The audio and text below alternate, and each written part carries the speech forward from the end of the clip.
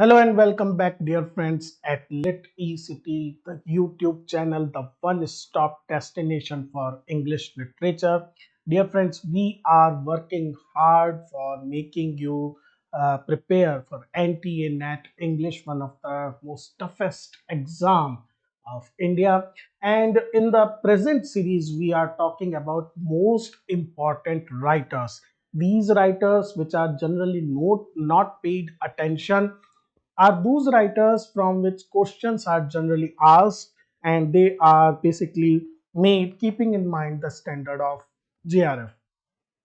In today's videos, the writers which we are going to discuss are: the first one is J R R Tolkien, the very popular fantasy writer. Then Ivor Gurney, the second writer, he is a war poet. Then we have Rebecca West, one of the earliest feminist writer and a radical writer also. Then we have Henry Williamson, another very remarkable writer, and David Jones. These two are associated with war poetry. We will take them one by one. So we will start our discussion with J R R Tolkien. I think that all those who are fan of fantasy fiction and also watch Hollywood movies must have heard his name. JRR, John Ronald Rule Tolkien.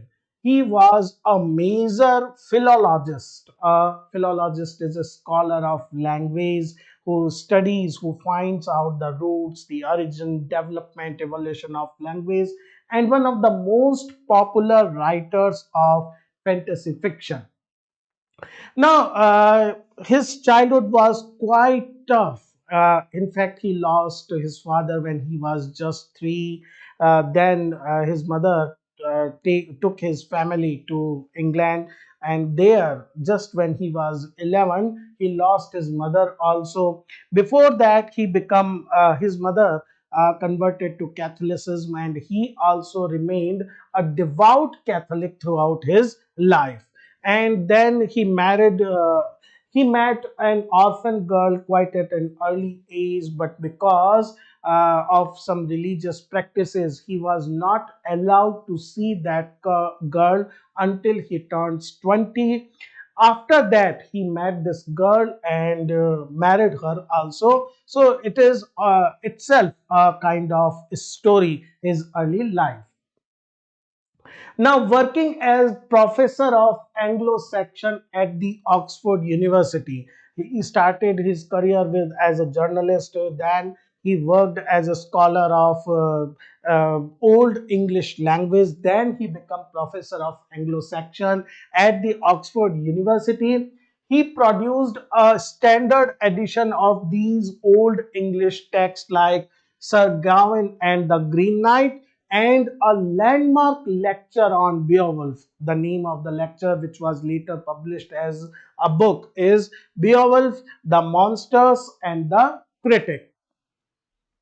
Right from his early career, Tolkien, he also participated in war. And even right from that time, and then when he became father of two children, he always was interested in writing stories of connected fantasy tales, and he devised a language itself, a new language for these creatures, that is Elvish language.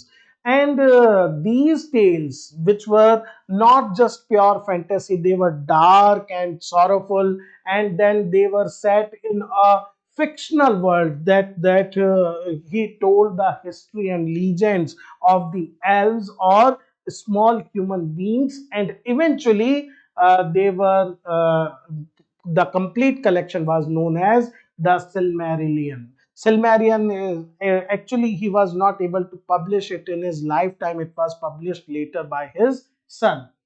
And the longest and most popular of these stories, these different stories, was The Hobbit, which was written.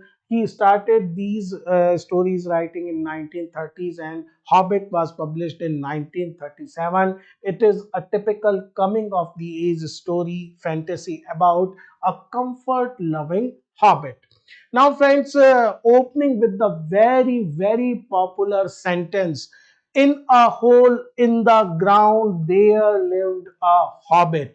And in fact, Tolkien himself was quite confused for a time that what he should start writing about. The name of the protagonist is Bilbo Baggins, who loves to stay at home and who goes off on an adventure, then comes back with greater maturity and a magic ring, which becomes the base of his other very popular works. It became hugely popular. The publisher demanded a sequel to it, but he was not able to comply it. And only after 17 years, he produced the sequel, which became The Lord of the Rings, which is almost a modern epic. Now, it was published in 1954, 1955, and it was such a long story that it is, for the sake of convenience, divided into three parts: The Fellowship of the Ring, The Two Towers, The Return of the King. But it is not a trilogy. It is once again the ring plays most important part, and people become quite fanatic about these story when they were adapted into movie by the New Zealand based director Peter Jackson. Tolkien become a kind of he gained a kind of cult status, and he revived this genre of fantasy writing. So many writers, young writers, took a cue from him and become writers of fantasy fiction. The next and very important writer we are discussing now is Rebecca West.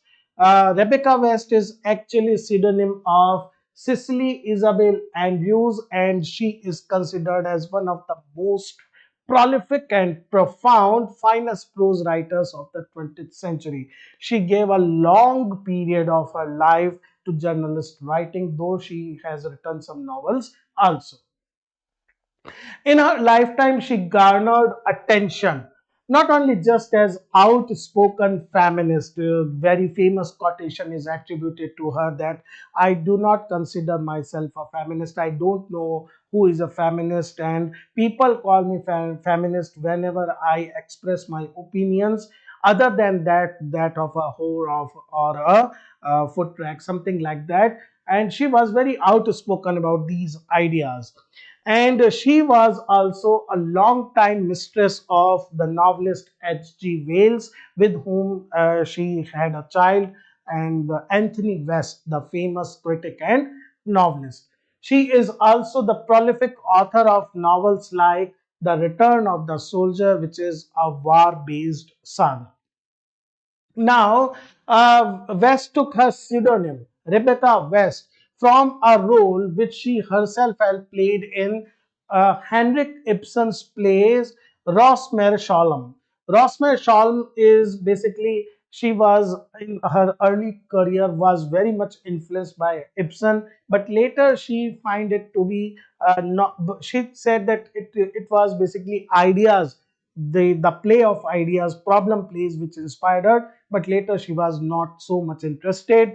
She started her professional career as a journalist with magazine The Free Women.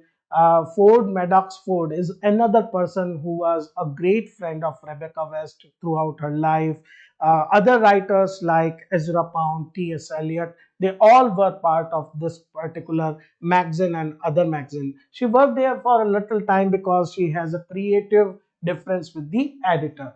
Her first novel, The Return of the Soldiers, published in 1918, describes the return of a shell-shocked soldier from World War I and disillusionment.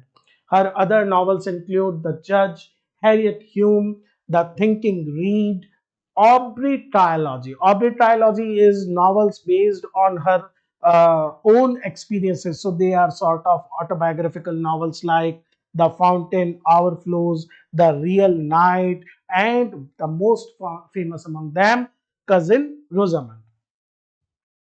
Then, in her later life, when she visited Yugoslavia, which was burning with a kind of civil war, between Yugoslavs, then Russian and American invasion, and it became the source of a classical travelogue, Black Lamp and Grey Falcon, in two volumes published in 1942, which is an examination of Balkan culture.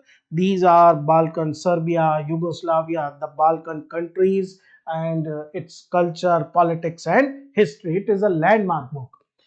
Her critical essay, The Strange Necessity, is also very controversial because it is one of the earliest appreciation of James Joyce Ulysses, and she said that there were, because talks of censorship of the novel, she was against it, but she said that she didn't like the novel, but it is a necessity that this novel should be encouraged. That is why The Strange Necessity, she judged it as an important book. Her brilliant reports on after Second World War Nuremberg trials, in which the Nazi Party, Germany, Italy, and they were tried for war crimes. They were collected in the A Train of Powder, published in 1955. So we can say that her interest, her scope of writing was quite varied. Next writer we are going to discuss is David Jones, 1895 to 1974, a Welsh poet and graphic artist known for his long narrative poems and poetic praise, and who gained popularity first as a painter and later as a writer. Now he served in First World War, and which became the source behind his first long poem, in parenthesis, a mixture of verse and prose. Now, dear friends, there are many critics who think that in parenthesis is actually almost at par with the Wasteland, because like Wasteland is full of allusions, full of classical and so different sources. Similarly, in parenthesis also have a plethora of quotations, allusions, right from classical writers to the continental writers. It is actually a fictionalized account of his activities. David Jones, his own activities in the war, and the protagonist is John Ball. Now, the second long poem of David Jones is the Anathemata. It reflects his Catholic faith and understanding of his art.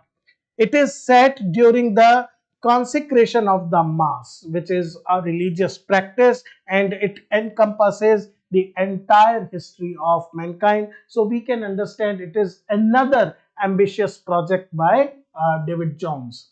His shorter poems and essays include Epoch and Artist, The Sleeping Lord, The Dying Gaul, The Roman Quarry, and other sequences. These are some of his other works. Another very popular writer of wartime period is Ivor Gurney, 1890 to 1937, relatively short life, British poet and composer. So he is more famous as a composer who wrote some of the most anthologized poems of to First World War. Now, after serving in First World War, he suffered from a kind of depression, and because of this, he had a nervous breakdown, and resulting in spending his last 15 years in psychiatric hospitals. It was a life-changing experience for Ivor Gurney. While he was living in asylum, as well as attempting to escape three times and trying to commit suicide, he wrote more than 650 poems, 200 musical composition, not only of his own poems, but composition of other popular poems, especially from Elizabethan and Jacobean period, and a handful of plays. His first collection of poetry, Severn and Somme, it reflects his wartime experiences and love of the Gloucester countryside. He came from there, and as does his second volume, War's Embers. Some of his most popular poems reflecting his war experiences are Strange Hells, which is the effect of wars on soldiers' psyche, The Ballad of Three Spectres, Purple and Black, and To the Poet Before Battle. All these are tinged with a melancholy of a artistic soul going into war.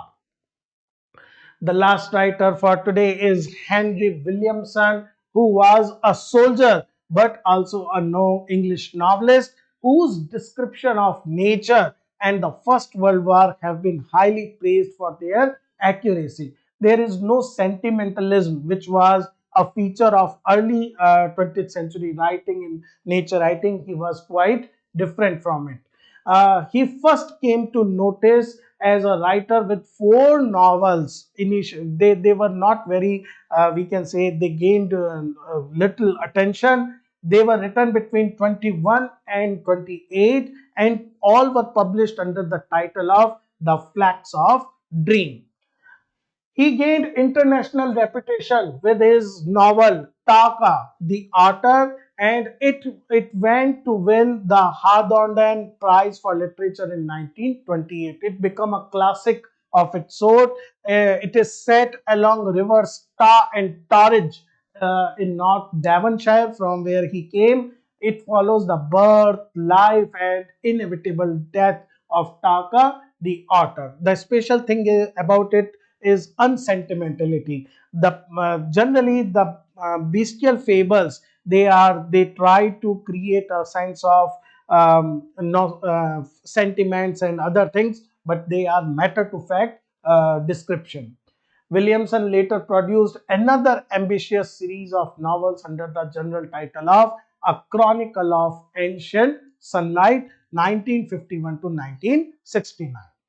Okay, friends, these were today's writers and their works. I hope this series is really helping you in understanding the writers of 20th century. Some minor writers, some we can say some very important writers, but going through all these writers will definitely help you in your exams. Keep watching, keep supporting. Thank you, friends.